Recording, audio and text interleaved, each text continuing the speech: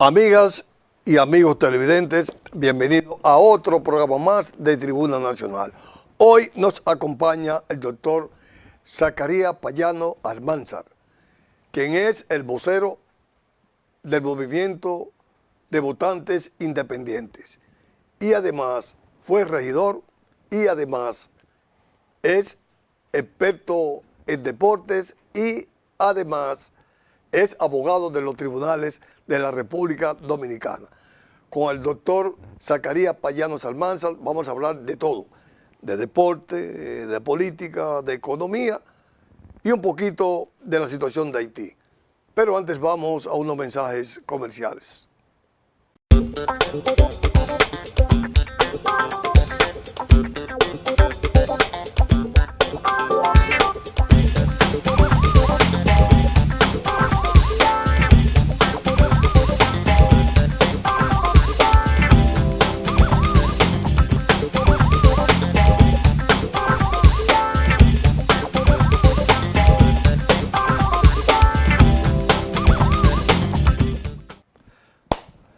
Doctor Zacarías Payano Almanzar, aquí está en Tribuna Nacional. Muchas gracias, Díaz Cuevas, muy contento cada vez que tú me llamas, obtempero, gustoso a venir al programa. Muchas gracias, Y doctor. en la introducción, antes de venir al programa, fuera de cámara, comentábamos con un amigo que al primer programa que yo fui, cuando comencé en las líderes políticas, fue a Tribuna Nacional.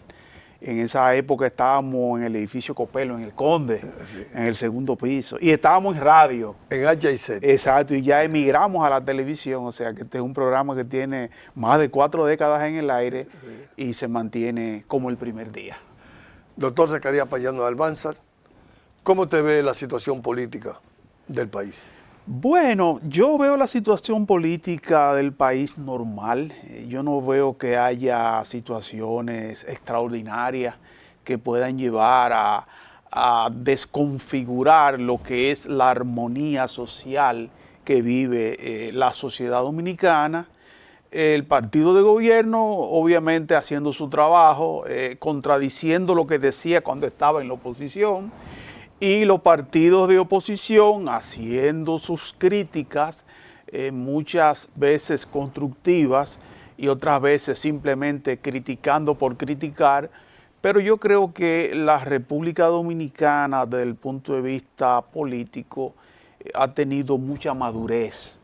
Ya esos conflictos de enfrentamientos violentos, desagradables que se daban, han pasado a la historia y ya se resuelven sobre la base del diálogo. Últimamente han ocurrido eventos importantes donde los 4 expresidentes de la República se han reunido en varias ocasiones para tratar lo que tiene que ver con una posición común respecto del conflicto con Haití, y eso habla mucho de la madurez que vive la sociedad dominicana en materia política. En estos 5 años de gobierno del PRM y de Luis Abinader, ¿te encuentras satisfecho? Yo entiendo que sí, porque el ser humano nunca está satisfecho, siempre quiere algo más. Pero una cosa es lo posible y otra cosa es lo real. Un país que viene arrastrando tantos problemas desde hace tanto tiempo, uno como ser humano no puede pretender que un cuatrienio y algo más se vayan a resolver esos problemas.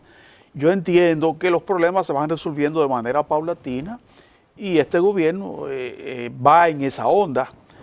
Ha iniciado nuevas obras de infraestructura, que eso contribuye al mejoramiento de la imagen del país y a fortalecer lo que son las bases para motivar nuevas inversiones.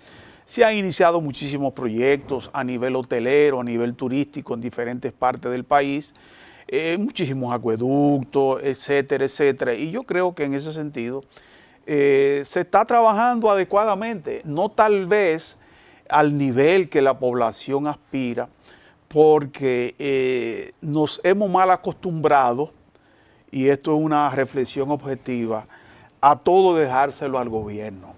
Creemos que todo tiene que resolverlo el gobierno, y no es así. Yo entiendo que el propósito, el designio, el objetivo de que el país progrese debe ser acometido por todos, los gobernantes y los gobernados. En la República Dominicana, la última vez que se hizo una reforma fiscal fue en el gobierno de Balaguer en el año 1990. Es decir, que al día de hoy, hacen 35 años. Este gobierno, el pasado año, sometió un anteproyecto y fue rechazado por la población. ¿Usted cree que este país necesita una reforma fiscal integral? Mira, yo entiendo que el país no necesita una reforma fiscal integral. El país lo que necesita es un programa de eficientización en el cobro de los impuestos que ya existen. Aquí se habla que el nivel de evasión anda por encima del 50%. Es una cifra extremadamente alta. No se explica que la administración tributaria todavía no haya ideado una forma de cobrar el ITEVI. El ITEVI es el impuesto que tú y yo pagamos, que el televidente que está en sus hogares paga cuando va a un supermercado, cuando va a una farmacia, cuando va a una ferretería. Ese impuesto no lo paga el dueño del negocio. Ese impuesto lo paga el contribuyente, cliente que va y compra. Y la ley dice que dentro de los próximos 20 días, a más tardar, del mes siguiente a que se cobró ese ITEVI, ese negocio, ese restaurante, tiene que llevárselo al Estado, a la renta. ¿Y por dónde anda aquí la evasión del ITEVI? O sea, esos negocios se están lucrando con el dinero de nosotros. Tan solo con el Estado idear una forma de cobrar el 95% del ITEVI que pagamos los contribuyentes, con eso se resuelve el problema fiscal del país. El déficit fiscal. Claro, es un solo ejemplo, porque todo tiene ITEVI prácticamente. Y cada vez que tú compras, paga ITEVI. Y si la gente se fija bien, chequéate la factura. Tanto por el consumo, tanto por ITEVI. Ese dinero no es del dueño del negocio. Y no me puede decir a mí, el dueño del negocio, yo pago tanto de impuestos. Mentira. Usted es un simple agente de retención de la administración tributaria para transferirle ese impuesto que pagamos nosotros los contribuyentes. Entonces, antes que hablar de una reforma fiscal, el Estado lo que tiene que hacer es cobrar los impuestos que no cobra. Sincerizar lo que es la administración tributaria. Y ojalá que el nuevo ministro de Hacienda, que es un hombre que viene de impuestos internos, fue director de impuestos internos, es una persona que tiene buena imagen social, y conoce bien. se ve una persona tranquila, accesible, humilde sobre todo, porque el que estaba ahí parecía de otro planeta. Entienda que eso es lo que hay que hacer. Entonces, antes que tú crearme nuevos impuestos, sé eficiente cobrando lo que ya existe. Y tal vez, ¿qué es lo que hay que hacer? Simplificar el sistema tributario del país. ¿Cómo así? Hacerlo más simple. Reducir la cantidad de impuestos y que la gente con una simple declaración lo pueda pagar. Estadísticamente se ha demostrado que los países que más cobran impuestos son los países que tienen un sistema impositivo simple.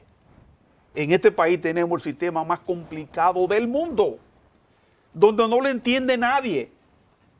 Ni siquiera la misma administración tributaria entiende cómo cobrar tantos impuestos y tantos laberintos que hay que cursar para usted poder hacer una gestión. Debe de hacer en forma de una ventana única. Sí, pero una ventana única que funcione, no como la ventana única que aquí nada más se anuncian en los periódicos. Toda esa ventana única que tú y yo que mencionas, eso es mentira. Tú vas a hacer la gestión y te la ponen en China. La primera traba en este país está en el Palacio. Lo que llega al Palacio no sale.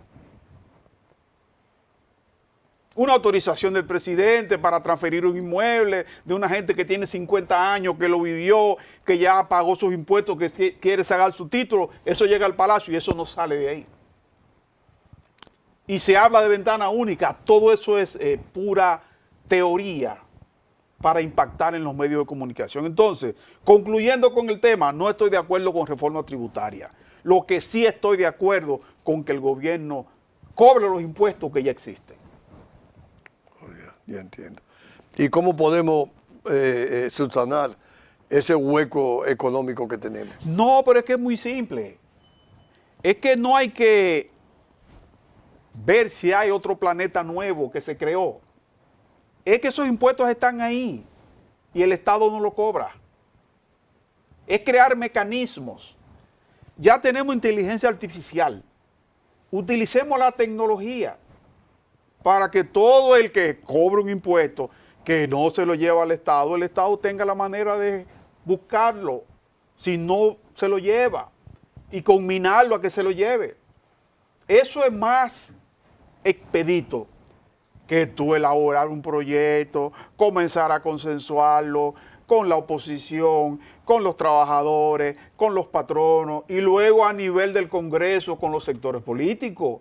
Eso te toma a ti más de 4 años y ya este gobierno va en la cuenta regresiva.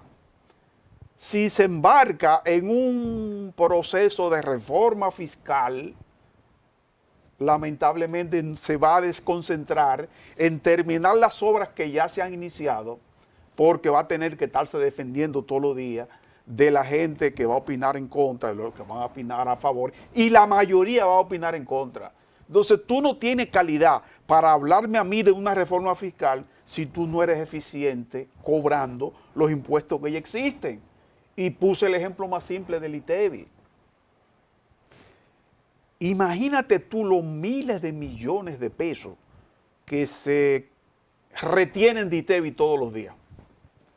Porque la economía que crece, los proyectos que se desarrollan, todo lo más mínimo, que desde que tú te levantas hasta que tú te acuestas, tú estás pagando ITEVI y muchas de las empresas se quedan con ese ITEVI que uno paga. No hablar de otros impuestos que tienen tasa más alta. Entonces, en definitiva, yo entiendo que no es pertinente, no es oportuno que el gobierno de nuevo vuelva con la reforma tributaria, porque no va a tener tiempo de enfrentar todos los problemas que tenemos, el problema de luz, problema de delincuencia, problema de inestabilidad económica cambiaria, que es lo más dramático. Ese es el tema más complicado. Aquí todos producimos en pesos, pero consumimos en dólares. Ya esta economía se dolarizó. Entonces, esos temas tienen que enfrentarse, pero yo entiendo que el gobierno tiene mecanismos expeditos para cobrar esos impuestos que no se cobran. Doctor Zacarías Payano y amigos televidentes, vamos a unos mensajes comerciales para luego seguir con esta interesante entrevista con el doctor Zacarías Payano Almanzar, quien es el vocero del Movimiento de Votantes Independientes, y ahora en el segmento vamos a hablar de lo que le gusta a usted y a él, la pelota.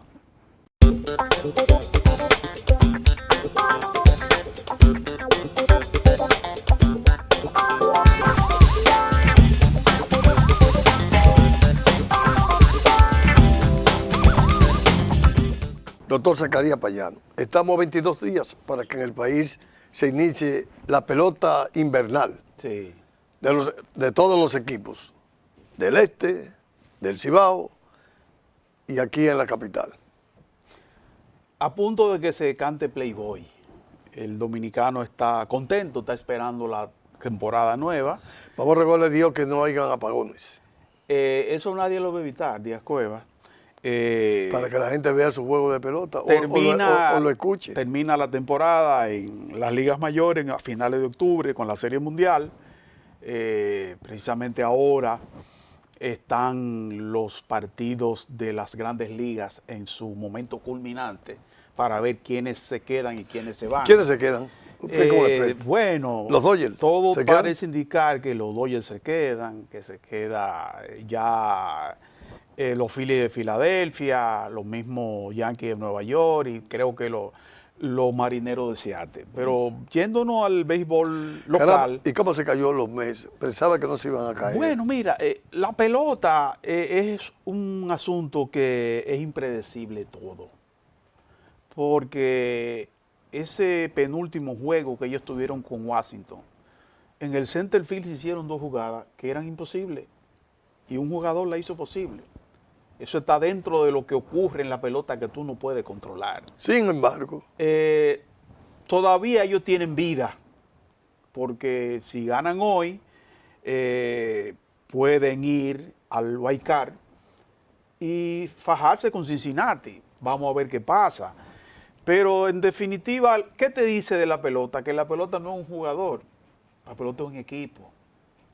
Por más pelotero jonronero que tú tengas, tú necesitas picheo, necesitas defensa, y todas esas cosas tienen que conjugarse para tú poder ganar, que no se te lesionen los jugadores. Tú no puedes controlar eso porque fácilmente tú te puedes lesionar.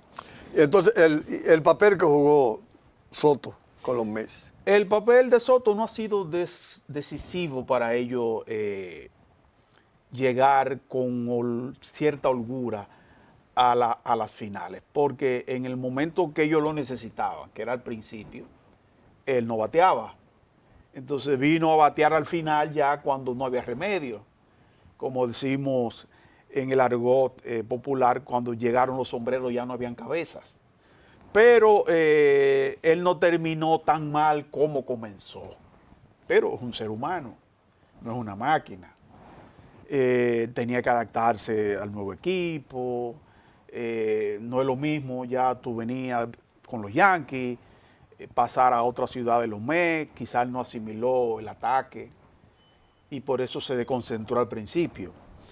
Pero quién sabe si todavía ellos pueden clasificar e ir a la semifinal. Yéndonos al béisbol local, uno ve que los equipos comenzaron los entrenamientos y que todos vienen duros, pero al final siempre quedan 2, Licey y Águila o Águila y Escogido, etcétera. Los demás equipos se van quedando. Uno aspira a que todos los equipos sean competitivos, para que haya un mejor enfrentamiento, porque los estadios se llenan cuando Licey juega con Águila, pero cuando juega con los Toros del Este o los Gigantes o las Estrellas, el play queda vacío. ¿Cuál es la razón? Por eso, porque la gente ve que no es competitivo el otro equipo. Cuando 2 equipos son equivalentes, eso motiva al fanático. Entonces, A cualquiera. Sí, al a fanático, cualquiera. a cualquiera, Sí, porque la gente va a ver el pelotero. Exacto, o a cualquiera que no sea Sí. fanático también, cuando 2 equipos son competitivos, que son equivalentes, que ninguno va de robo respecto del otro, entonces la gente va y ve el juego. ¿Qué es lo que falta? ¿Inversión económica en los equipos? Parece ser que no invierten recursos suficientes. Y yo entiendo que la pelota es un negocio rentable porque el Estado le provee los estadios, le da muchísimas facilidades, le da exoneraciones, y se maneja como un negocio privado, muchas son compañías, SRL, y yo tengo el deseo de ver juegos competitivos entre todos los equipos. Por lo menos en San Pedro de Macorís, que es el baluarte de los buenos peloteros. Sí. Sin embargo, ellos ganaron un campeonato hace como 5 o 6 años, después han estado 2 veces en las finales. El equipo últimamente ha mejorado, pero uno quiere que esa mejoría que se dio en las Estrellas también se dé en los Gigantes y se dé en los Toros del Este. ha bajado mucho la calidad de los toros, Sí, ¿no? sí, los toros, los pobres ya. siempre se quedan a mitad de camino. Y lo más bonito es un estadio lleno, eso entusiasma a la Pero gente también- y entusiasma a los peloteros. Pero eso se da también hasta en las grandes ligas. Se Sí, da eso, que sí, no hay sí. muchas inversiones. Sí, bueno, por ejemplo, cuando tú ves un equipo como Colorado, los Piratas, regularmente esos equipos no llevan muchos fanáticos al play. Pero los Piratas en años anteriores era un equipo. Era un insignia, era un equipo poderoso. Los Marlins tampoco. Y entonces, esos equipos se mantienen activos, lo que significa que la pelota genera mucho dinero por todos los lados. Una de las empresas más rentables es la pelota. Y la República Dominicana aporta mucho a ese fortalecimiento de la pelota y a la diseminación por el mundo entero. Pero independientemente de la debilidad de esos equipos de la pelota local, hay mucho entusiasmo, hay mucho deseo de que la pelota comience, porque eso también contribuye a la mejoría del estado de ánimo del dominicano. Porque tú, en vez de estar hablando de los problemas de la comunidad, habla de lo que pasó en el juego ayer. Y la gente se distrae. Espera. Y yo creo que el mismo gobierno debe facilitar y debe incentivar que la gente vaya al play, porque así la gente no está atenta a las deficiencias de servicios públicos, que ha sido algo consuetudinario. ¿Cómo el gobierno puede contribuir? ¿Con el transporte? ¿Algo así? Con la seguridad, con la iluminación del entorno, porque el estadio de aquí da pena y vergüenza. Yo no voy a un estadio de pelota en Dominicana, porque eso es un trauma. Para entrar es un problema y para salir es un problema. Entonces, cuando tú vas a un estadio de fuera, tú tienes una experiencia reconfortante. Desde que tú entras hasta que tú sales. Pero aquí es lo contrario. Aquí tú entras a una casa de terror. Entonces, ojalá que el Estado... Pero podría hacer eso por la educación que tenemos una baja educación. Tenemos una baja educación y no tenemos una autoridad que se hace sentir tampoco. Ese es el problema. Ya. Doctor, lamentablemente el tiempo ha sido determinante para que esta interesante entrevista haya concluido sin usted. Sin embargo, te doy unos cuantos segundos para que tú te despidas del pueblo dominicano y también de los que te ven fuera del país. Sí, como es una costumbre en el programa, siempre una reflexión final. Yo siempre he creído que el ser humano tiene que superarse. En la medida que tú te superas, tú contribuyes con tu familia y contribuyes con el mundo. A que la gente aproveche su tiempo en cosas que valgan la pena, porque la vida es corta y el tiempo hay que aprovecharlo. Muchas gracias. Amigas y amigos televidentes, hoy nos acompañó el doctor Zacarías Payano Almanzar, quien es presidente del Movimiento de Votantes Independientes. A él le damos las gracias y yo espero que ustedes estén conmigo en otro programa más de Tribuna Nacional.